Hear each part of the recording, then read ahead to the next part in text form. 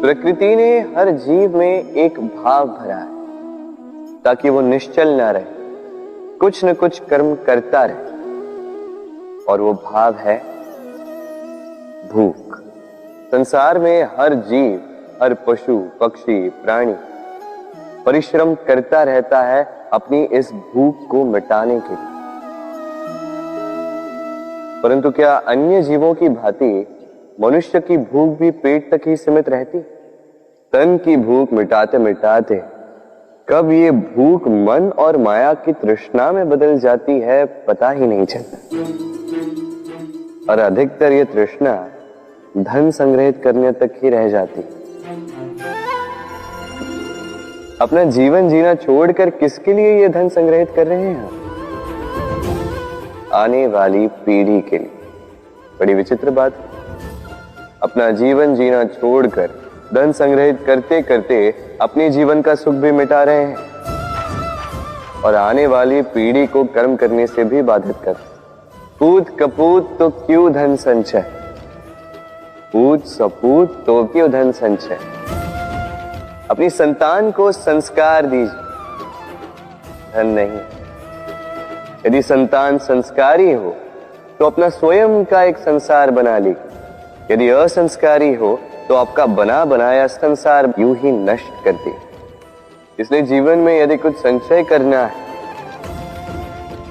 तो ज्ञान संचय कीजिए, प्रेम संचय कीजिए और मेरे साथ प्रेम से कहिए राधे राधे। जीवन को रथ कहा जाता है, किंतु क्यों? अब आप कहेंगे कि इसलिए क्योंकि जीवन भी रथ की ही भांति चलता रहता है। किंतु कभी आपने इस रथ को समझने का प्रयास किया? रथ में आगे अश्व होते हैं और पीछे पहिए। ये अश्व आपके कर्म और ये पहिए कर्मफल। ये अश्व जहां जाते हैं ये पहिए उसी के पीछे पीछे आते हैं। यदि आपके अश्व यानी आपके कर्म शुभ सरल मार्ग पर चले तो आपकी यात्रा आनंदमयी होगी। यदि दुष्कर्म के बुरे पथ पर चले तो आपकी यात्रा गड्ढों और झटकों से युक्त होगी। अब चयन आपका है, आप क्या चाहते हैं? आपकी यात्रा आनंदमयी हो या पीड़ादायी? अपने कर्मों के अश्वों को नियंत्रण में रखें। फल का पहिया सदैव आपको मधुर रास ही देगा। राधे राधे। बताइए श्रेष्ठ कौन? रेशम के धागे बनाने वाला या उन धागों को बुनकर वस्त्र बनाने वाला? निश्चित रूप से वस्त्र बनाने वाला। अब बताइए श्रेष्ठ क्या है? माटी को पूरे तट पर बिखेर कर रख देने वाली बाढ़ या उस माटी को समेट कर उसी से एक मूर्ति बनाने वाला मूर्ति का? निश्चित रूप से मूर्ति का। अब बताइए श्रेष्ठ कौन है? देवताओं और दानवों का वो दल जिन्होंने अमृत प्राप्ति के लिए इस संसार में हलाहल फैला दिया, या वो महादेव जिन्होंने इस हलाहल को सूक्ष्म करके अपने कंठ में समाहित कर लिया? निश्चित रूप से महादेव श्रेष्ठ। इसी प्रकार संसार में छोटी छोटी बातों को बड़ा करने वाले श्रेष्ठ नहीं होते, क्योंकि छोटी छोटी नोकझोंकों को द्वंद्व में परिवर्तित करना बड़ा ही सरल है। किंतु श्रेष्ठ सदैव वो होता है जो बड़े से बड़े युद्ध को समझौता बनाकर समाप्त कर दे। राधे राधे। संसार में सबसे कठिन कार्य क्या है? कोई कहेगा पर्वत पर चढ़ना, कोई कहेगा तैरना, कोई कहेगा उड़ना। किंतु क्या ये वास्तव में कठिन है? असल में देखा जाए तो बस ये थोड़े भिन्न है। जो कर्म हमारे लिए करना थोड़े भिन्न हो हम उसे कठिन समझ लेते, जैसे तैरने की कला भिन्न है।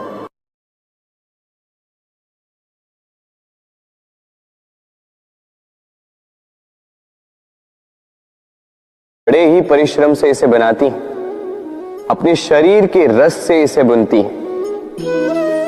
क्या आप इसका उद्देश्य जानते हैं? आखिर मकड़ी इन जालों में नन्ही कीटों को फंसाकर उन्हें अपना भोजन बना लेती है।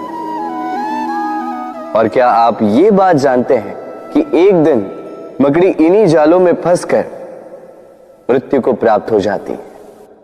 बताइए क्या करते हैं आप इन जालों के साथ? दिखते ही हटा देते हैं इनका अस्तित्व, है ना? दूसरी ओर चिड़िया का घोंसला। चिड़िया भी बड़े परिश्रम से इसे बनाती है,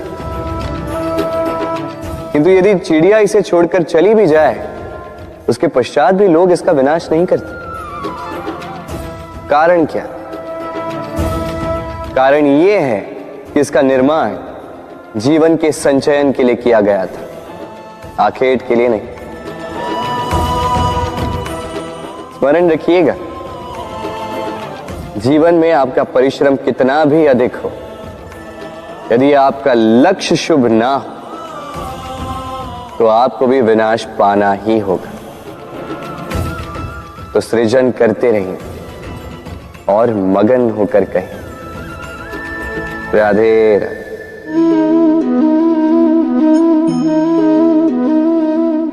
आपके विचार से मैं क्या कर रहा हूं? आप कहेंगे मैं दीपक जला रहा हूं, सही। किंतु प्रश्न ये उठता है कि क्या मैंने आपसे कहा कि ये दीपक है? नहीं। क्या इस दीपक ने स्वयं अपना परिचय आपको दिया? नहीं। फिर आपने कैसे जाना कि ये दीपक है? उत्तर है प्रकाश, जो स्वयं जल कर अंधकार में संसार को राह दिखाए, वो दीपक है। जो निराशा में आशा की ज्योत दिखाए, वो दीपक है। दूसरी ओर सर्प है, जो दिखे नहीं, बस फुफकार दे तो लोग भयभीत हो जाते हैं। अर्थात व्यक्ति का परिचय उसके कर्मों से मिलता है, इसलिए आपको ये बताने की आवश्यकता नहीं कि आप कौन हैं। ये आपके कर्म ही निश्चित करेंगे कि लोग आपसे दीपक समझकर प्रेम करेंगे या सर्प समझकर भयभीत रहेंगे। राधे राधे। समय कितना विचित्र होता है। समय हमारे साथ हो तो हम स्वयं को राजा मान लेते हैं, वही समय यदि विरुद्ध हो जाए तो रंक बनने में समय नहीं लगता। इसलिए मनुष्य की एक आदत होती है, बुरे समय के लिए कुछ बचा कर रखता है। संबंधी, मित्र बुरे समय में साथ छोड़ देते हैं। यश, मान बुरे समय में चला जाता है। तो व्यक्ति सोचता है क्यों ना धन संचय कर। धन का तो कोई मन नहीं होता जो समय आने पर बदल जाए।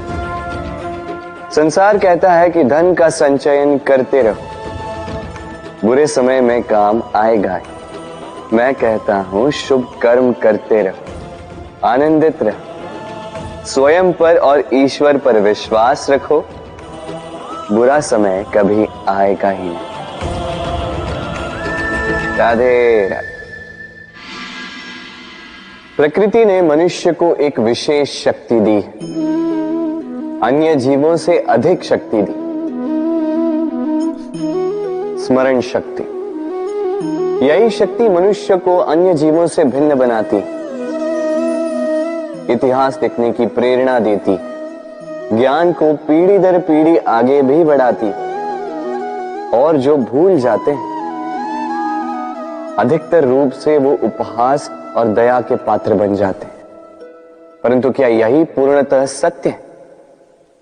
नहीं। यही स्मरण शक्ति मनुष्य के विकास में सबसे बड़ी बाधा भी बन जाती है, उसके चित्त को दूषित कर देती है।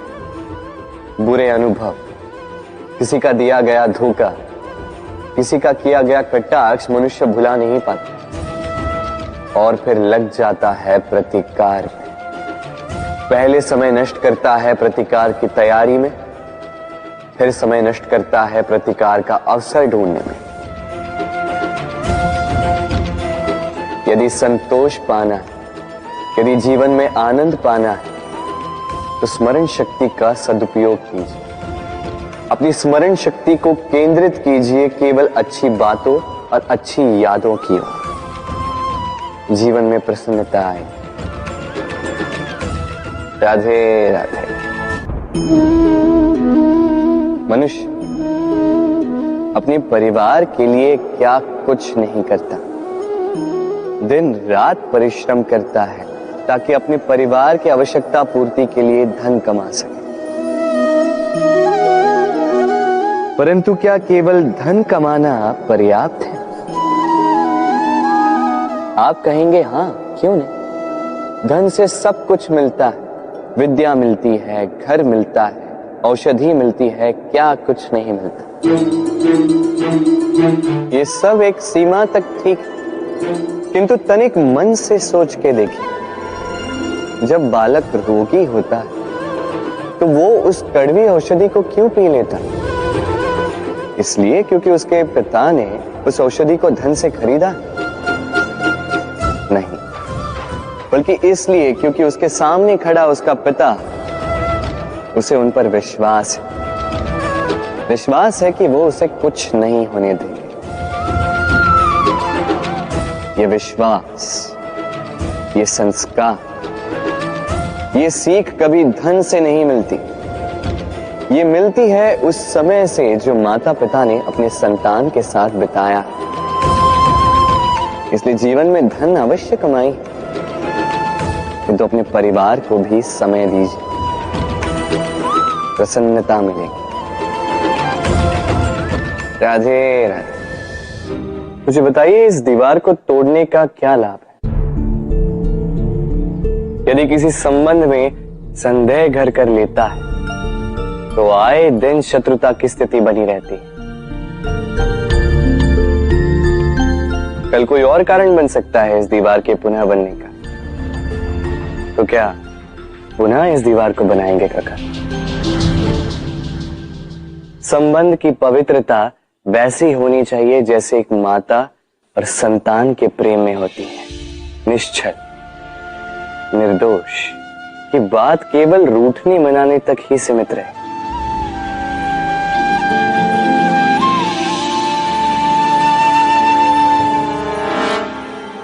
और कोई भी घुसपैठिया आकर भावों को दूषित न कर पाए। ना कोई वस्तु, ना कोई परिस्थिति, ना कोई व्यक्ति,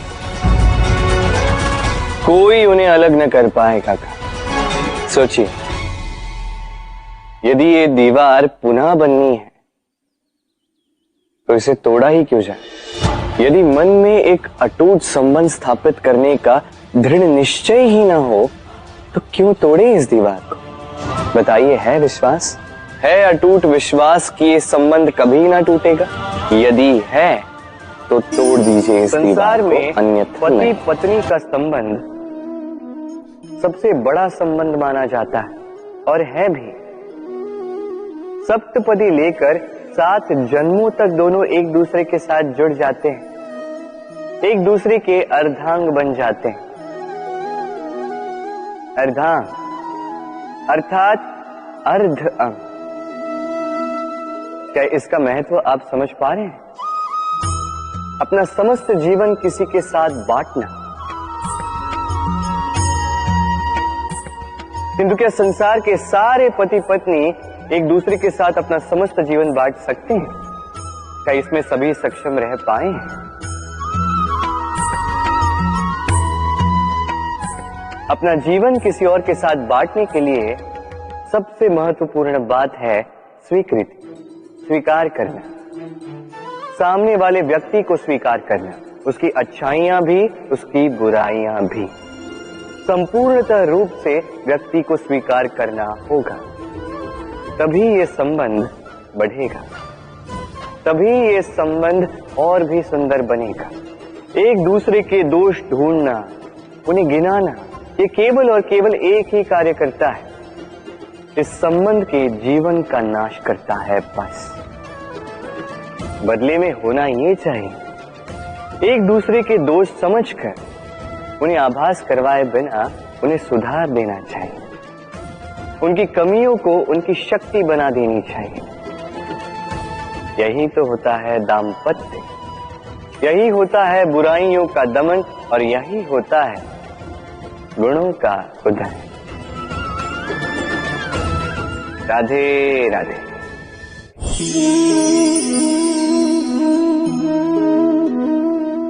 कंकड़ इतना छोटा सा कि उंगली पर आ जाए, किंतु सोचिए यदि यही कंकड़ आंख में लग जाए तो कितनी बड़ी समस्या बन जाता है। अब सोचिए ये कंकड़ आपके मार्ग में है, आप पादुकाएं पहनकर बड़ी सरलता से आगे निकल जा सकते हैं, किंतु यदि यही कंकड़ आपके पांव और पादुकाओं के बीच फंस जाए तो आप ठीक से चल नहीं पाएंगे, भले ही वो मार्ग पुष्पों से भरा क्यों ना हो। अर्थात आप बाहर की समस्याओं से, उन चुनौतियों से लड़ सकते हैं, भीतर की नहीं।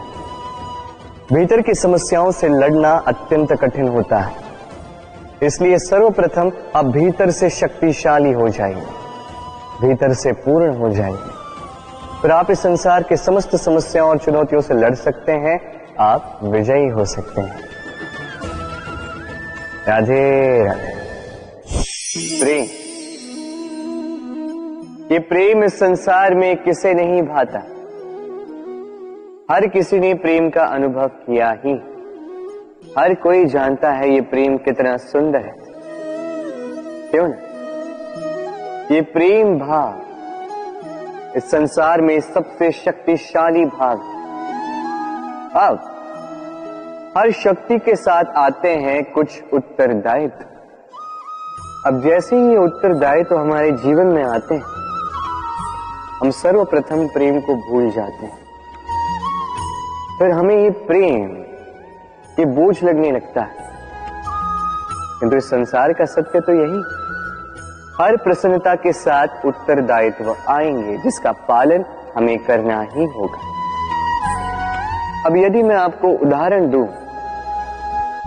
आपके बगीचे में आप चाहते हैं कि एक सुंदर सा पुष्पों से भरा हुआ वृक्ष आए, तो सर्वप्रथम उसके लिए आपको जल और धूप का आयोजन करना होगा, उसके जड़ों पर दीमक ना लगे ये आपको सुनिश्चित करना होगा, उसके आसपास उगी खरपतवार वो आपको हटानी होगी, उसी के पश्चात तो आपके उस बगीचे में वो सुंदर पुष्पों से भरा वृक्ष आएगा। क्यों? इसी प्रकार होता है प्रेम भी। सर्वप्रथम आपको इसमें समर्पण का खाद जल डालना होगा, अविश्वास और संदेह, इसकी खरपतवार आपको हटानी होगी, और विश्वास की ये जड़ें कभी ना दुर्बल पड़े ये आपको सुनिश्चित करना होगा। उसी के पश्चात प्रेम का वास्तविक सुख आप अनुभव कर पाएंगे। राधे राधे। प्रेम, प्रेम क्या है सभी जानते हैं। सामान्य रूप से ये प्रेम आकर्षण से प्रारंभ होता है और इसमें कुछ भी बुरा नहीं है। महत्वपूर्ण बात यह है कि इस प्रेम का लक्ष्य क्या है, जिससे आपने प्रेम किया उसे पा लेना या ना पाने के कारण स्वयं को विचलित कर इस संसार से मुख मोड़ लेना। यदि कोई इन दोनों विकल्पों में से कोई एक चुनता है तो आपको बता दो, ये दोनों ही प्रेम का अंत है। प्रेम का असली अर्थ है समर्पण, संपूर्ण निस्वार्थ समर्पण। ऐसा प्रेम जिसमें जिनसे आपने प्रेम किया उसको पाने की प्रसन्नता आपका लक्ष्य नहीं, जिनसे आपने प्रेम किया उसे प्रसन्न करना आपका लक्ष्य हो। ये प्रेम ईश्वर है, किंतु यदि इस प्रेम में पूर्णतः समर्पित नहीं होंगे तो इस प्रेम में एक आकार नहीं हो पाओगे। किंतु यदि इस प्रेम में स्वयं को पूर्णतः समर्पित कर दिया तो समझो इसी प्रेम में आप ईश्वर पाओगे। राधे राधे। सम्मान, संबंध दोनों एक दूसरे के साथ ऐसे जुड़े हैं जैसे दीपक और बाती। ना कोई कम है ना कोई अधिक, दोनों का अधिकार समान होना चाहिए, जैसे पति पत्नी का संबंध। अब इसमें पति का अर्थ स्वामी नहीं, साथी। उसका कर्तव्य है साथ देना, आदेश देना नहीं।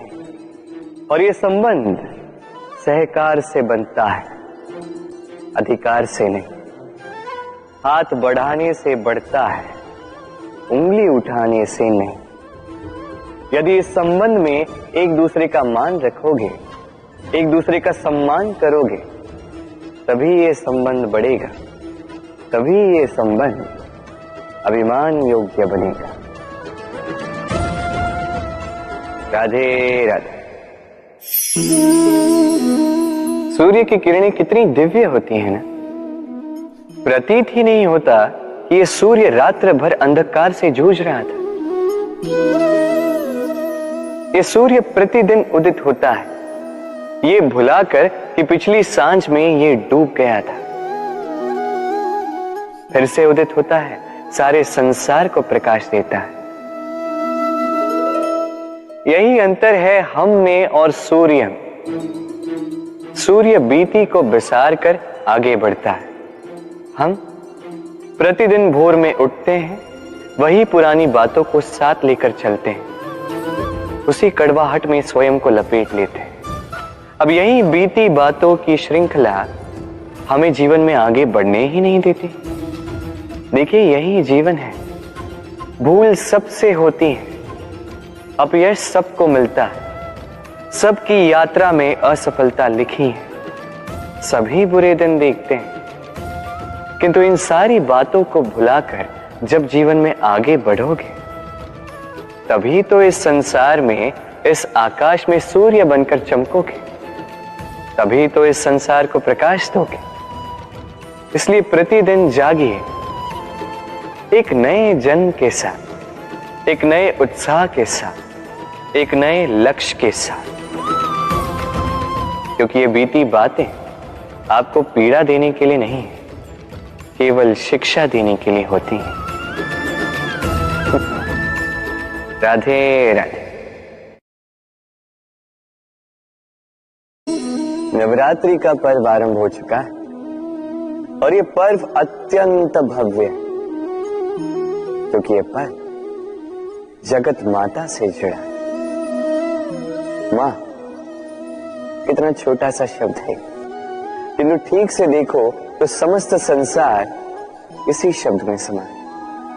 मां जो अपनी संतान के लिए हर संभव प्रयास करती है, कुछ भी करने के लिए सज्ज रहती है। मां जिसका सबसे बड़ा गुण निश्चलता, मन में ना कोई पूर्वाग्रह, ना कोई भेदभाव, ना कोई छल कपट, और इतनी भोली होती है मां। संतान भले ही झूठा रो दे, मां को लगता है कि कदाचित वास्तव में भूख लगी होगी। मां चाहे जन्म देने वाली हो, चाहे पालने वाली, स्वर्ग, ये स्वर्ग हमें मां के चरणों के नीचे ही प्राप्त होता है। इसी मां को हमारा शत शत प्रणाम। राधे। सहनशीलता मां का दूसरा सबसे बड़ा गुण। कहते हैं कि धरती से अधिक सहनशील और कोई नहीं। उसे खोदने के पश्चात भी धरती हमें फसल देती है, किंतु मां, ये मां धरती से कम सहनशील नहीं। तनिक सोचिए, 9 माह तक संतान को अपनी कोख में रखना, क्या ये सहनशीलता कोई पुरुष दिखा सकता? क्या ये सहनशीलता कोई पिता दिखा सकता है? स्त्री में शील भले, सहनशीलता की परिभाषा उसे मां बनने के पश्चात प्राप्त होती है। स्वयं का अस्तित्व भुलाकर संतान का अस्तित्व बनाती है। शिशु की लात खाकर भी आनंद से उसे दूध पिलाती है। ये होती है मां। और इसी मां जननी को हमारा शत शत प्रणाम। राधे राधे। मां का एक और सबसे महान गुण, स्वयं को ढालने की अद्भुत शक्ति। जिस प्रकार एक मां स्वयं को ढाल सकती है और कोई नहीं कर सकता। मां एक महानदी की भांति है जिसकी ऊर्जा असीमित है किंतु अहंकार बिल्कुल नहीं। जिस प्रकार एक नदी ढलान के अनुरूप मुड़ जाती है, उसी प्रकार एक मां अपनी संतान के अनुरूप ढल जाती है, चाहे जैसी भी परिस्थिति हो।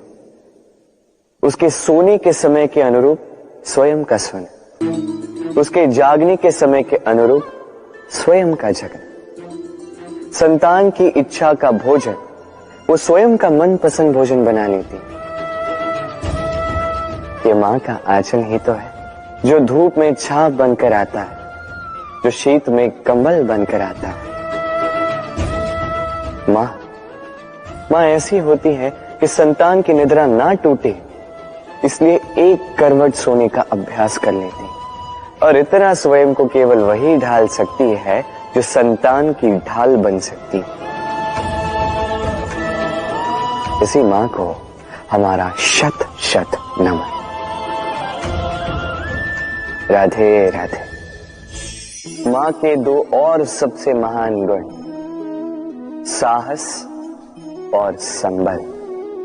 साहस ये कि वो अपने संतान के लिए कुछ भी कर सकती है, और संबल ये कि वो अपनी संतान को कभी टूटने बिखरने नहीं देगी। तनिक सोचिए, जब भी आपको चोट लगती है, चीख से पूर्व मां का नाम मुख में क्यों आता है? तनिक सोचिए, जब आपको बल की आवश्यकता होती है, साहस की आवश्यकता होती है, आगे आप अपना मार्ग देख रहे हैं जो अत्यंत कठिन प्रतीत हो रहा है, तब मुख से मां की ही शपथ क्यों निकलती? क्योंकि मां ही है जो हमें साहस देती है, मां ही है जो हमें सहारा देती है। मां जानती है कैसे हमारी उंगली पकड़ के हमें चलना सिखाना है।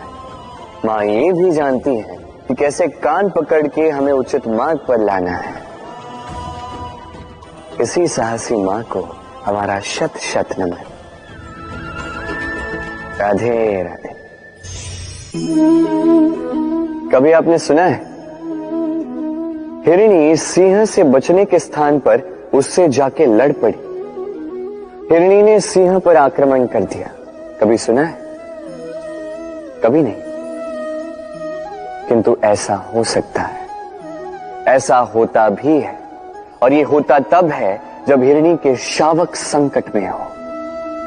जब उन्हें सिंह से प्राणों का संकट हो, तब हिरणी भी आके सिंह से लड़ पड़ती है, उससे भिड़ पड़ती है, क्योंकि वो मां है और मां अपनी संतान के लिए कुछ भी कर सकती है। ये ममता है, ये जितनी कोमल हो सकती है उतनी ही कठोर भी हो सकती है, और अपनी संतान के हित के लिए वो क्रोध की पराकाष्ठा पार करते हुए अपनी संतान की सुरक्षा करके ही रहेगी। और इसीलिए तो मां संतान के जीवन की सबसे बड़ी ढाल कहलाती है। इसी मां को हमारा शत शत नमन। राधे राधे। करुणा। करुणा वो भाव है जिससे संसार के सारे भाव जन्म लेते हैं, और ये समस्त संसार ये मां से जन्म लेता है। मां वो व्यक्ति है जो करुणा का सागर है। संतान को देखकर ही समझ जाती है कि उसकी विडंबना क्या है, उसकी आवश्यकता क्या है। संतान के नेत्रों में यदि अश्रु दिखे, वो देखकर ही समझ जाती है कि उसके शरीर के कौन से भाग में उसे चोट लगी है। संतान के बिना कहे मां समझ जाती है कि आज भोजन में संतान क्या खाएगी। ये होती है मां। माँ करुणा का सबसे बड़ा रूप है। और आज के युग में मनुष्य जो है थोड़ा भी आगे क्यों ना निकल जाए, माँ को तो पीछे ही छोड़ देता, माँ को भूल ही जाता है। ये भूल आप कभी ना करें, कभी ना करें, क्योंकि माँ वो करुणा है तो यदि आपके जीवन से चली गई उसके पश्चात आप जीवन अवश्य जिएंगे, किंतु कभी जीवन जी नहीं पाएंगे। उसके पश्चात आपके जीवन से आपका ये मूल्य, आपके जीवन से करुणा का ये भाव, ये भी आप खो दोगे। आपकी मां सबसे अधिक महत्वपूर्ण है। यदि मां को खो दिया तो समझ लीजिए सब कुछ खो दिया। इसलिए मां को सदैव स्मरण रखिए, सदैव उसे प्रेम दीजिए और मेरे साथ कहें राधे राधे। आज विजयदशमी, वो दिन है जब श्री राम ने रावण का वध किया। वो दिन है जब श्री राम ने लंका पर विजय प्राप्त की। लोग कहते हैं कि ये अच्छाई की बुराई पर विजय का प्रतीक है। इसे देखने का एक और रूप भी है। जी हां, ये प्रेम के विजय का भी प्रतीक है, ये परिवार के विजय का भी प्रतीक है। आपको तो ज्ञात होगा ही कि रावण महाज्ञानी था, महाशक्तिशाली था, महादेव का परम भक्त था रावण। अब जो व्यक्ति कैलाश पर्वत उठा सकता था, वो व्यक्ति स्वयं एक कटे हुए वृक्ष की भांति श्री राम के चरणों में गिरा हुआ था। क्यों? क्योंकि राम के साथ लक्ष्मण थे, वही रावण के साथ विभीषण भी नहीं था। एक और परिवार में बढ़ता प्रेम था तो दूसरी ओर परिवार में बढ़ती दरार। स्मरण रखिए, यदि संसार पर विजय प्राप्त करनी है तो सर्वप्रथम परिवार में प्रेम बनाए रखना होगा। परिवार में केवल प्रेम बढ़ाइए, द्वेष कभी नहीं। आप सदैव सुखी रहें और जीवन की हर बाधा पर आप विजय प्राप्त करें। राधे राधे। देखिए, कल जो आने वाला है उसके लिए आज को व्यर्थ करना अनुचित है। हमें इस प्रकृति से यही सोच, यही सीख पानी चाहिए। आज का ये क्षण ये कल नहीं आएगा, और कल जो क्षण आने वाला है वो आज को किसी भी प्रकार से प्रभावित नहीं करता। बस इसी सीख को ध्यान में रखते हुए आप सभी निश्चिंत रहिए। जीवन क्या है? ये जीवन, हम जन्म लेते हैं, बड़े होते हैं, हमारे माँ बाप हमें पालते हैं, फिर उनके धन से हमारा बालपन बीतता, फिर हम बड़े होते हैं, हम विवाह कर लेते हैं, हमारी संतानें होती हैं, हम उनको पालते हैं, फिर हम वृद्ध हो जाते हैं और एक दिन इस संसार से चले जाते हैं। क्या यही जीवन है? आता होगा ये प्रश्न मन में कई बार, है ना? अब तनिक जल की यात्रा देखिए। सागर से भाप बनकर उठता है, मेघ बनकर बरसता है, फिर नदी बनकर पुनः सागर में समावेश करता है। तो कभी ये प्रश्न नहीं करता कि उसका जीवन क्या है, उसका उद्देश्य क्या है। हर भाव जीता है और दूसरों के लिए जितना बन सके देता जाता। जब सागर में होता है तो असंख्य जल जीवों को जीवन देता है। जब सागर से भाप बनकर मेघ बनता है तो किसानों को आशा देता है कि फसल पुनः उपजेगी। जब वर्षा बनकर बरसता है तो इस सूखी प्यासी धरा को सींचता है। और जब नदी में होता है तो किनारों पर वनस्पतियों को जन्म देता है। तो सोचिए, क्या जल कभी ये सोचता होगा कि उसका जीवन क्या है, उसके जीवन का उद्देश्य क्या है? नहीं, वो बस अपना धर्म करता जाता और जितना हो सके सबको आनंद देता जाता। इसलिए जीवन में कभी ये प्रश्न मत कीजिएगा कि ये जीवन क्या है, इस जीवन का उद्देश्य क्या है। बस इस जीवन को जिए और जितना हो सके उतना सबको आनंद दे। मन प्रसन्न होकर बोलेगा राधे राधे। कभी वर्षा के कारण बने कीचड़ से होकर आप अपने घर गए? पादुका पहनने के कारण आप उस कीचड़ से तो बच जाते, किंतु उन पादुकाओं द्वारा उड़ने वाली कीचड़ की बूंदें आपके वस्त्रों को मैला कर ही देती। किंतु फिर भी उन बूंदों से आपके वस्त्र मैले हो जाएंगे, इस कारण से आप पादुका पहनना तो नहीं छोड़ते। इसी प्रकार जीवन में कुछ ऐसे लोग भी आते हैं पादुका की भांति, जो आपको कीचड़ से तो बचा लेते हैं, किंतु वस्त्र रूपी आपके मन पर शंका के दाग लगा ही जाते हैं। इन लोगों के कारण से मन को खिन्न करने की आवश्यकता नहीं। आवश्यक है ये सोचना कि आपको आपके पांव कीचड़ से बचाने या आपके वस्त्र। जीवन में गंभीर होना अच्छी बात है, किंतु हर बात को यदि गंभीरता से लेने लगोगे तो जीवन का आनंद समाप्त हो जाएगा। ये संसार अनित्य है, यहां पे ऐसा कुछ भी नहीं जो सदा के लिए जीवित रहेगा। तो जब तक ये जीवन है, संतोष और आनंद से जिए। स्वयं पर छिटकने वाले कीचड़ पर ध्यान ना दें, बस आनंद बांटते रहें। मन प्रसन्न होकर बोले राधे राधे। व्यक्ति को जब अपने प्रेम को खो देने का भय होता है तो वो अपने प्रेम को इतने कस के पकड़ कर रखता है कि प्रेम को ही पीड़ा होने लगती है। प्रेम पा तो लेता है, किंतु उसे कैसे सहेजना है ये जब उसे नहीं समझ आता, तब वो उस प्रेम पर स्वामित्व पाने का प्रयास करता है और यहीं जन्म लेती है असुरक्षा की ये भावना, ईर्ष्या।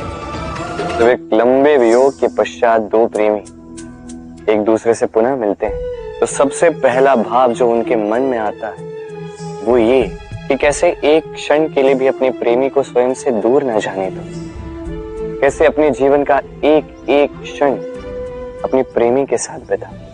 प्रयास ये रहता है दाऊ, इन दो प्रेमियों के मध्य में कोई भी ना आ पाए, और जब ये नहीं हो पाता तब जागती है ईर्ष्या। परीक्षा एक ऐसी व्यवस्था जिससे मुझे, आपको, सबको कहीं ना कहीं दो चार होना ही पड़ता है।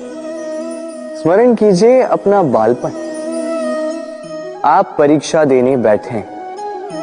अब कुछ बालक ऐसे होते हैं जो वर्ष भर परिश्रम करते हैं, पढ़ते हैं, मन से परीक्षा देते हैं। कुछ बालक ऐसे होते हैं जो अपने आसपास बैठे बालकों की नकल करते हैं और परीक्षा में उत्तीर्ण भी हो जाते हैं।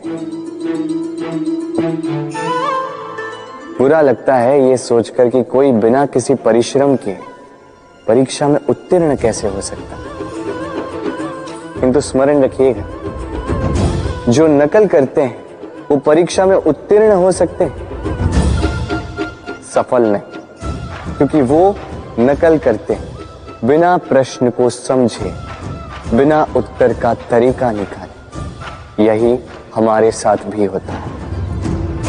हम हमारे जीवन में दूसरों को देखते हैं, उनकी नकल करते हैं, उनकी भांति बनने का प्रयास करते हैं, किंतु ना हमारे जीवन में सफलता आती है ना आनंद आता है। क्यों?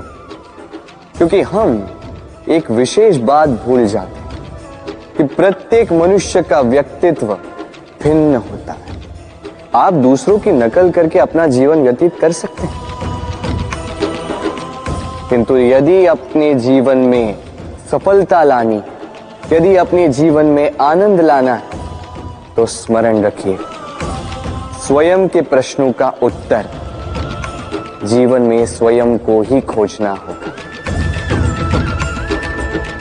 राधे राधे।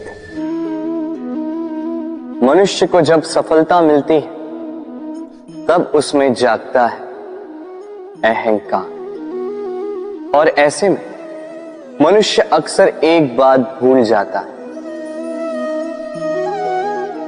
झुकना। सोचता है कि मैं किसी के समक्ष क्यों झुकूं? और ऐसा इसलिए होता है क्योंकि मनुष्य एक महत्वपूर्ण बात भूल जाता है कि इस संसार में, इस जीवन में उसने जो भी प्राप्त किया है, झुककर प्राप्त किया। बालपन में चलना सीखा तो इस धरा पर झुककर, गिरकर। बड़ों का आशीष लिया तो झुककर।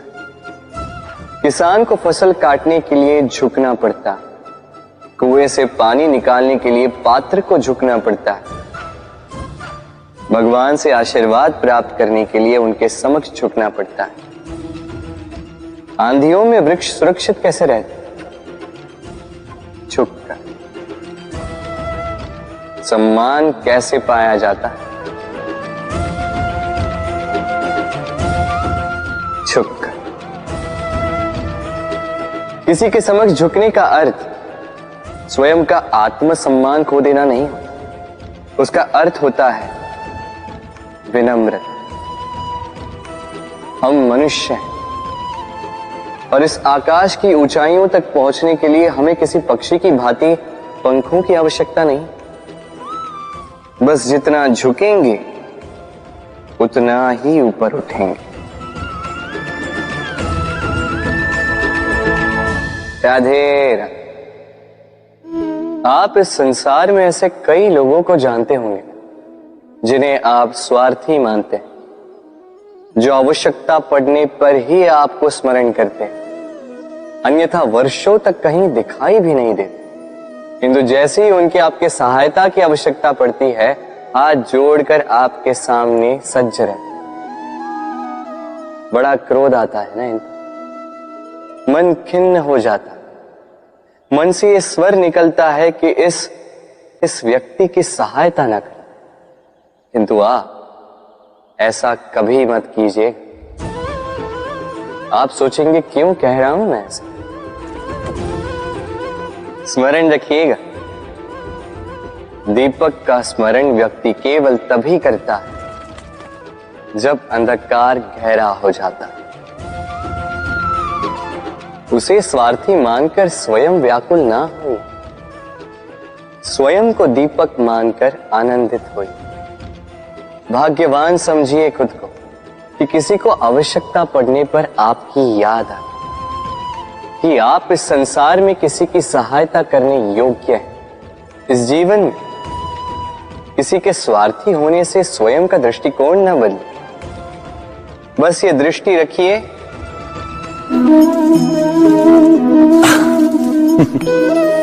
मनुष्य के सारे संबंधों का आधार है अपेक्षा। पति कैसा हो जो मेरा जीवन सुख और सुविधा से भर दे, पत्नी कैसी हो जो सदैव मेरे प्रति समर्पित रहे, संतान कैसी हो जो मेरी सेवा करे, मेरा आदेश माने।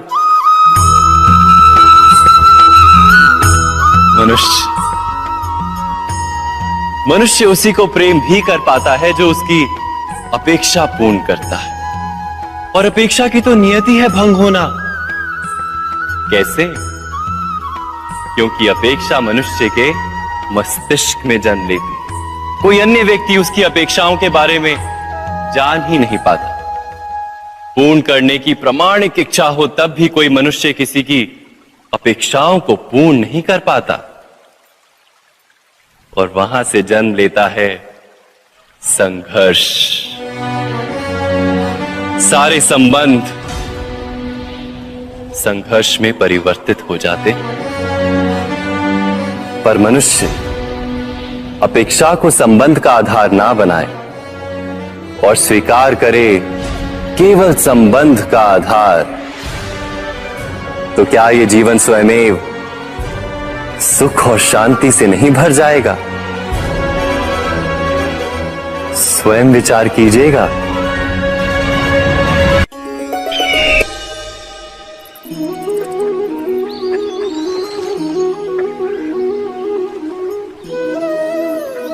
समय के आरंभ से ही मनुष्य को एक प्रश्न सदा पीड़ा देता है कि वो अपने संबंधों में अधिकतम सुख और कम से कम दुख किस प्रकार प्राप्त कर सकता है। क्या आपके सारे संबंधों ने आपको संपूर्ण संतोष दिया है? विचार कीजिए। हमारा जीवन संबंधों पर आधारित है, हमारी सुरक्षा संबंधों पर आधारित है। इसी कारण हमारे जीवन के सारे सुखों का आधार भी संबंध है। किंतु फिर भी हमें संबंधों में ही अधिकतर दुख क्यों प्राप्त होते हैं? सदा ही संघर्ष भी संबंधों से ही उत्पन्न क्यों हो जाते हैं? कभी विचार किया है? जब कोई व्यक्ति किसी अन्य व्यक्ति के विचार अथवा कार्य को स्वीकार नहीं करता, उसमें परिवर्तन करने का प्रयत्न करता है, तो संघर्ष जन्म लेता है। अर्थात जितना अधिक अस्वीकार उतना ही अधिक संघर्ष, और जितना अधिक स्वीकार उतना ही अधिक सुख। क्या ये वास्तविकता नहीं? यदि मनुष्य स्वयं अपनी अपेक्षाओं पर अंकुश रखे, अपने विचारों को परखे, किसी अन्य व्यक्ति में परिवर्तन करने का प्रयत्न ना कर स्वयं अपने भीतर परिवर्तन करने का प्रयास करे, तो क्या संबंधों में संतोष प्राप्त करना इतना कठिन? अर्थात क्या स्वीकार ही संबंध का वास्तविक अर्थ नहीं?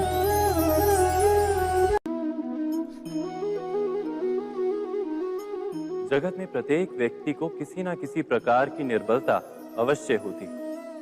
जैसे कोई बहुत तेजी से दौड़ नहीं पाता तो कोई अधिक भार नहीं उठा पाता, कोई असाध्य रोग से पीड़ित रहता है तो कोई पढ़े हुए पाठों को स्मरण में नहीं रख पाता। ऐसे अनेकों उदाहरण और भी हैं। क्या आप किसी ऐसे व्यक्ति को जानते हैं जिसे सब कुछ प्राप्त हो और हम जीवन की उस एक निर्बलता को जीवन का केंद्र मानकर जीते हैं? इस कारणवश हृदय में दुख और असंतोष रहता है सदा। निर्बलता मनुष्य को जन्म से अथवा संजोग से प्राप्त होती है, किंतु उस निर्बलता को मनुष्य का मन अपनी मर्यादा बना लेता है।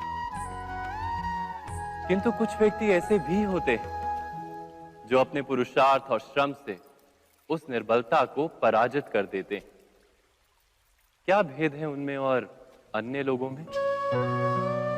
क्या आपने कभी विचार किया है? सरल सा उत्तर है इसका।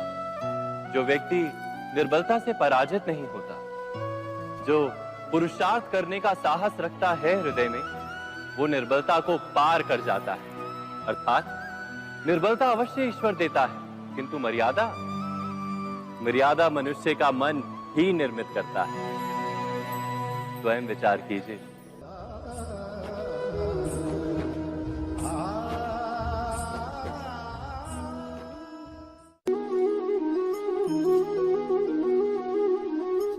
भविष्य का दूसरा नाम है संघर्ष।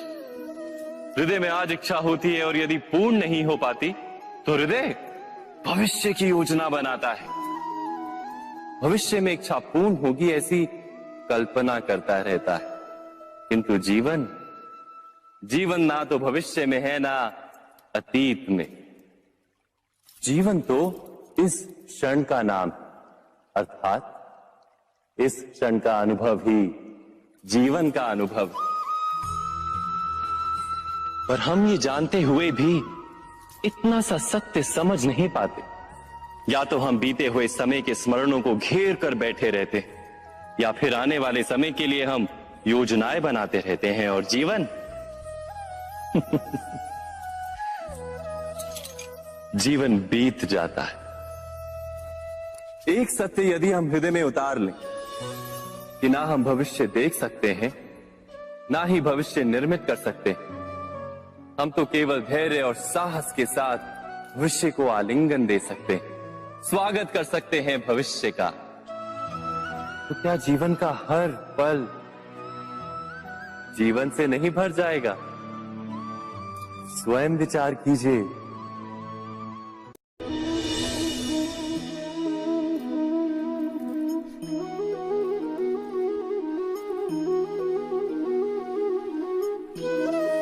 ज्ञान प्राप्ति सदा ही समर्पण से होती है, ये हम सब जानते हैं। किंतु समर्पण का वास्तविक महत्व क्या है? क्या हमने कभी विचार किया? मनुष्य का मन सदा ही ज्ञान प्राप्ति में विभिन्न बाधाओं को उत्पन्न करता है। कभी किसी अन्य विद्यार्थी से ईर्ष्या हो जाती है, कभी पढ़ाए हुए पाठों पर संदेह जन्मता है और कभी गुरु द्वारा दिया गया दंड मन को अहंकार से भर देता है। नहीं, क्या ऐसा नहीं होता? न जाने कैसे कैसे विचार मन को भटकाते हैं और मन की इसी अयोग्य स्थिति के कारण हम ज्ञान प्राप्त नहीं कर पाते। मन की योग्य स्थिति केवल समर्पण से निर्मित होती है। समर्पण मनुष्य के अहंकार का नाश करता है। ईर्ष्या, महत्वाकांक्षा आदि भावनाओं को दूर कर हृदय को शांत करता है और मन को एकाग्र करता है। वास्तव में ईश्वर की सृष्टि में ना ज्ञान की मर्यादा है, ना ज्ञानियों की। गुरु दत्तात्रेय ने तो गाय और श्वान से भी ज्ञान प्राप्त कर लिया था।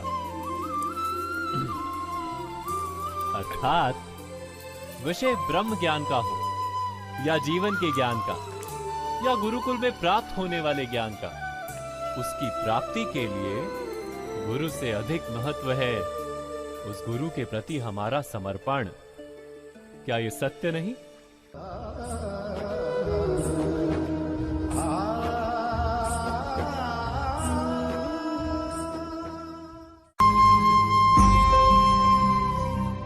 प्रत्येक मनुष्य के जीवन में ऐसा क्षण अवश्य आता है जब सारे स्वप्न, सारी आशाएं, सारे दृश्य ध्वस्त हो जाते हैं। जीवन के सारे आयोजन ही बिखर जाते हैं। एक और धर्म होता है और दूसरी ओर सुख। इसी को धर्म संकट कहते हैं। जब धर्म का वहन ही संकट हो और धर्म का त्याग ही सुख हो। विचार कीजिए, कभी किसी स्वजन के विरुद्ध सत्य बोलने का अवसर प्राप्त हो जाता है, कभी ठीक दरिद्रता के समय सरलता से चोरी करने का मार्ग प्राप्त हो जाता है, कभी किसी शक्तिशाली राजनेता या राजा के कर्मचारी का अधर्म प्रकट हो जाता है। सबके जीवन में ऐसी घटना बनती ही रहती है। अधिकतर लोग ऐसे किसी क्षण को धर्म संकट के रूप में जान ही नहीं पाते। हमें किसी प्रकार के संघर्ष का अनुभव ही नहीं होता। सहजता से सुख की ओर खींचे चले जाते हैं, जैसे मक्खी गुड़ की ओर खींची चली जाती। वास्तव में धर्म संकट का क्षण ईश्वर के निकट जाने का क्षण होता है। यदि हम संघर्षों से भयभीत ना हो, सुख की ओर आकर्षित ना हो, अपने धर्म पर दृढ़ रहे, तो ईश्वर का साक्षात्कार दूर नहीं।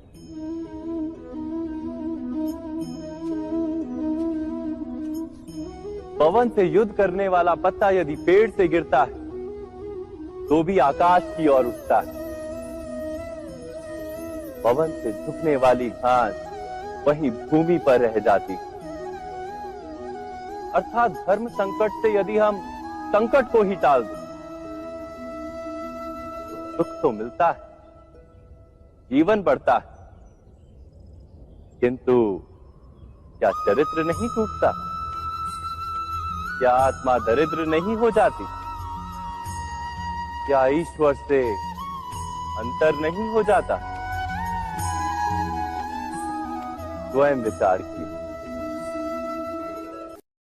दो व्यक्ति जब निकट आते हैं तो एक दूसरे के लिए सीमाएं और मर्यादाएं निर्मित करने का प्रयत्न अवश्य करते हैं। हम यदि सारे संबंधों पर विचार करें तो देखेंगे कि इन सारे संबंधों का आधार यही सीमाएं हैं जो हम दूसरों के लिए निर्मित करते हैं। और यदि अनजाने में भी कोई अन्य व्यक्ति इन सीमाओं को तोड़ता है तो उसी क्षण हमारा हृदय क्रोध से भर जाता है। इन सीमाओं का वास्तविक रूप क्या है? क्या हमने कभी विचार किया? सीमाओं के द्वारा हम दूसरे व्यक्ति को निर्णय करने की अनुमति नहीं देते, अपना निर्णय उस व्यक्ति पर थोपते हैं, अर्थात किसी की स्वतंत्रता का अस्वीकार करते हैं। और जब स्वतंत्रता का अस्वीकार किया जाता है तो उसका हृदय दुख से भर जाता है, और जब वो सीमाओं को तोड़ता है तो हमारा हृदय क्रोध से भर जाता है। क्या ऐसा नहीं होता?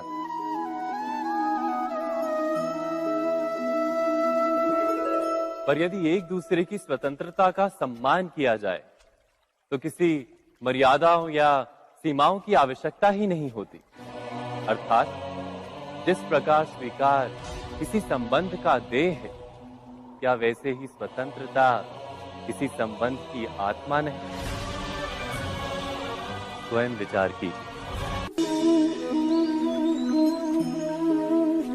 सबके जीवन में ऐसा प्रसंग अवश्य आता है कि सत्य कहने का निश्चय होता है हृदय में, किंतु मुख से सत्य निकल नहीं पाता।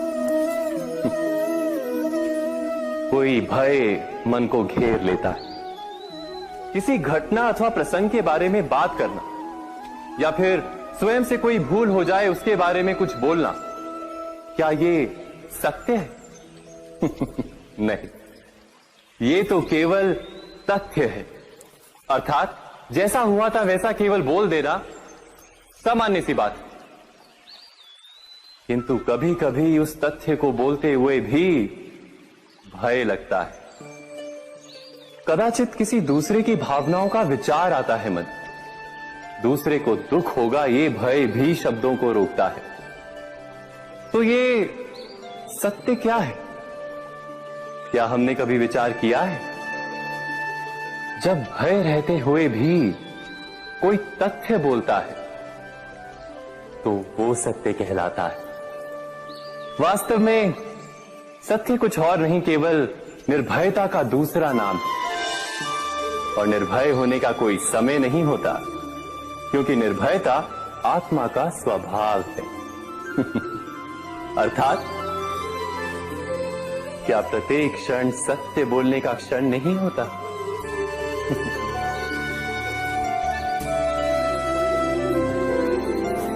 स्वयं विचार कीजिए।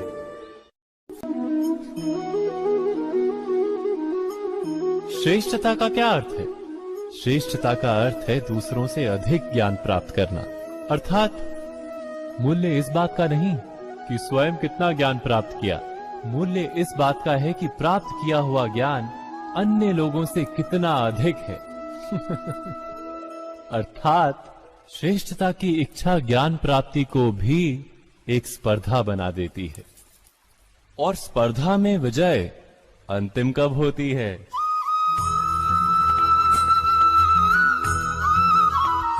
कुछ समय के लिए तो श्रेष्ठ बना जा सकता है, किंतु सदा के लिए कोई श्रेष्ठ नहीं रह पाता। फिर वही असंतोष, पीड़ा और संघर्ष जन्म लेता है। किंतु श्रेष्ठ बनने के बदले यदि उत्तम बनने का प्रयत्न करें तो क्या होगा? उत्तम का अर्थ है कि जितना प्राप्त करने योग्य है वो सब प्राप्त करना, किसी से अधिक पाने की इच्छा से नहीं, मात्र आत्मा की तृप्ति हेतु कुछ प्राप्त करना। उत्तम के मार्ग पर किसी अन्य से स्पर्धा नहीं होती, स्वयं अपने आप से स्पर्धा होती है। अर्थात उत्तम बनने का प्रयत्न करने वाले को देर अबेर सारा ज्ञान प्राप्त हो जाता है, बिना प्रयत्न के ही वो श्रेष्ठ बन जाता है। किंतु जो श्रेष्ठ बनने का प्रयत्न करता है वो श्रेष्ठ बने या ना बने, उत्तम कभी नहीं बन पाता।